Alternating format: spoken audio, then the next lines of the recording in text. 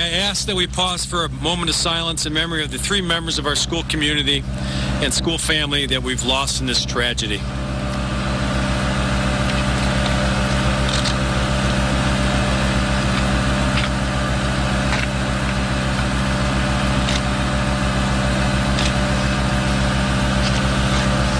Thank you. On Monday, February 27th, a senseless act of tragic violence shattered the hearts of 3 families and forever changed this community. I can't begin to express my gratitude for the incredible outpouring of support from our families, from our Chardon community and all its many resources. From Mike DeWine, Sherrod Brown, Steve LaTourette, the presence and support of our Governor, John Kasich, and the personal call of support from President Obama to our high school principal, Andy Fetchick. All of you don't realize the impact that you've had in starting the healing process for so many who are hurting and will be hurting for a very long time.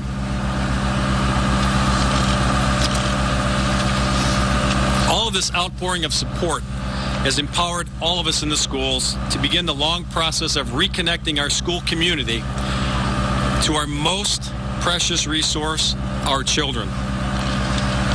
Parents, our staff has spent the last 2 days preparing to reintegrate your children back into our school environment. Yesterday, our staff gathered together to heal themselves, attending individual and group counseling, and having an opportunity to share and reflect upon what to do next. This has been part of our own healing process. After this morning, I'm confident our staff is ready again to be that beacon of support and understanding for your children.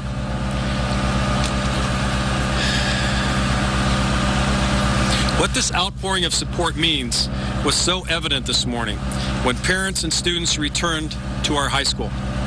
It was an incredible and heartwarming experience. Parents, children, their teachers, some hugging, all were there for each other. We may not be able to answer all of their questions or may not be able to resolve all of their issues, but we are offering support, the support they need. We've had counselors available almost since this event has happened, including today at the high school and again in all of our buildings. I'd like to introduce to you Kate Biddle, the Assistant Vice President of Clinical Services at Beachbrook, who has been helping to coordinate our counseling efforts today. Kate? Good afternoon. There has been a highly coordinated effort with many mental health agencies throughout this area with the Chardon school system to address the needs of the students, their families, the staff, and the community in whole in dealing with this tragedy that occurred this past Monday. Tuesday and Wednesday, we're focused on debriefing and processing these events with parents and students. Wednesday, we also centered our attention on providing emotional support and education for the staff. We've had concentrated attention paid to the re-entry to prepare the students and how to help the students with any reactions they may have in returning to the school. The education provided will help staff recognize the impact of trauma, indicators that will signal the need for more extensive intervention and how to best support their students. Not only are we concerned about supporting the students, we've also stressed the importance of staff being aware of the impact of trauma on themselves and the need for their own self-care. It's expected that after a trauma, people will experience the following.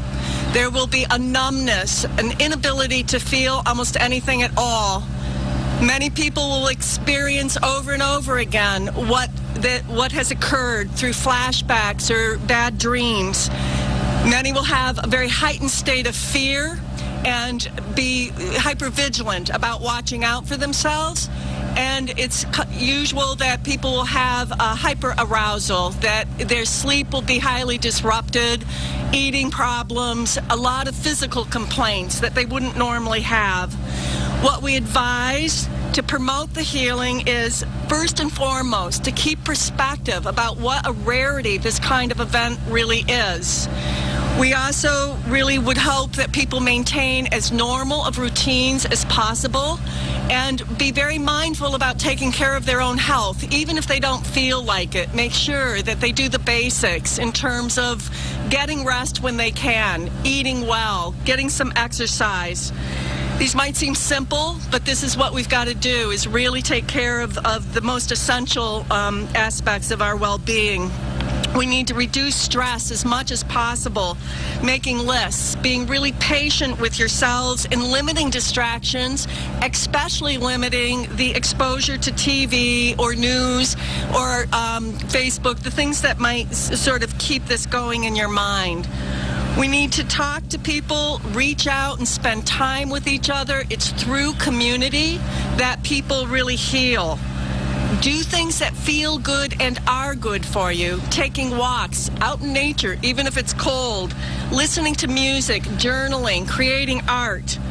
Giving yourself permission to feel the pain and to share the feelings with others. There's no need to fight the recurring thoughts or dreams or flashbacks that might occur or probably will occur, because they're normal, and over time they're going to decrease and become less painful. However, if any of these symptoms do continue to be experienced for a prolonged period of time, then we really stress that it's important to seek professional help. Thank you very much.